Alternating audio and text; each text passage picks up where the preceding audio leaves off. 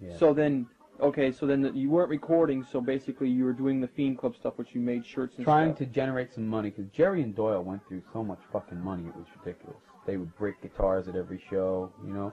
It was getting into a big show thing, you know. And they would break guitars and be spending money on this and that and getting involved in drugs more. And the band never had any money. So what I did was make the side money that nobody, you know, could touch.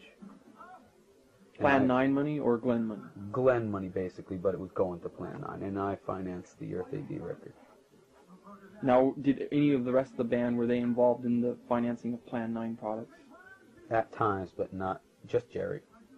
But was it their own money or money that they had made playing in the Misfits? Both.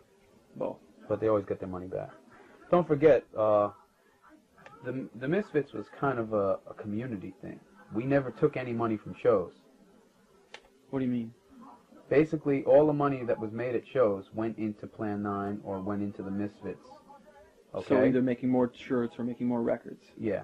Okay, or buying equipment, which, from my end, I always got beat out of money because I don't have any equipment. We don't travel with a PA. Right. I never got anything out of that band, really. So basically, you had to have some other kind of job to survive. Yeah.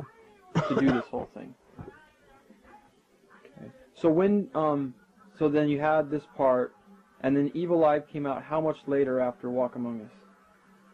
Oh, about a year.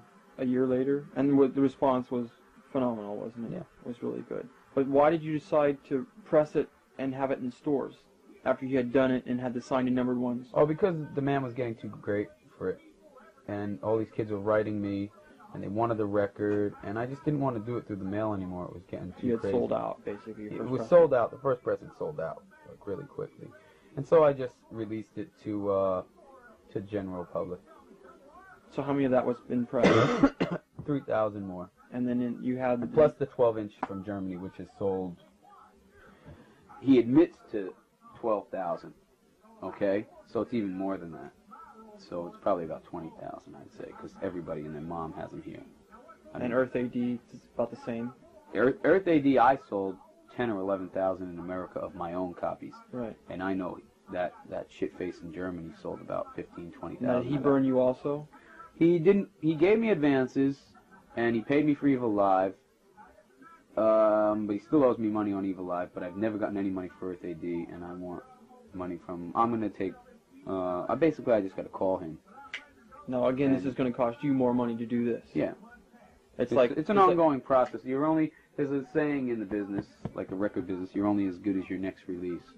Right. So Okay. basically, you're dealing with these As people far as saying money. that you're. So the people who are responsible for selling the records and putting them out are the ones who are dicking you over. Then, the distributors, these so-called labels who license you. Well, right now I'm all cleared up basically with all my distributors. Before you got to this point now, you had that. Oh yeah, okay. Up until this point, yeah, we had problems with. Basically, we weren't dealing with distributors anymore. Okay, we're just dealing with Slash, and they're dicking us over. Okay, now Aggressive Rock comes along. The Misfits is already broken up by the time Earth AD comes out. And when was your last show? Because I know you played... October 31st, 1983 was the last show, but the only show before that was like August in Boston. And what about the Santa Monica show? That was in June. That was in June?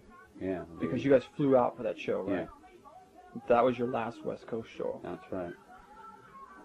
And so the Misfits broke up by the time Earth AD came out. But you Oh, yeah. recorded... Now, you recorded Earth AD with Spot, correct, in L.A.? Yeah, that wasn't my choice. Jerry and Doyle wanted to do a Now, is that what live ended up record. on the record?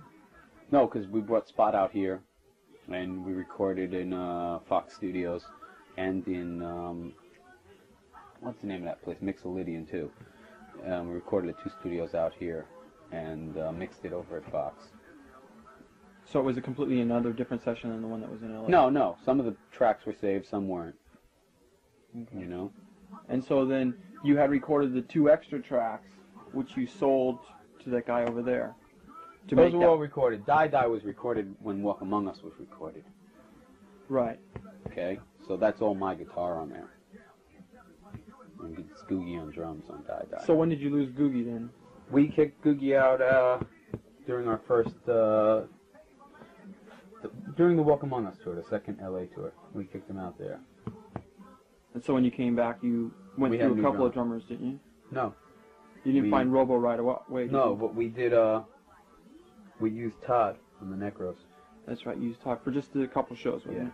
And we then we got Robo. And Robo lived here with you, right? Yeah, Robo moved right out here, and he lived here, and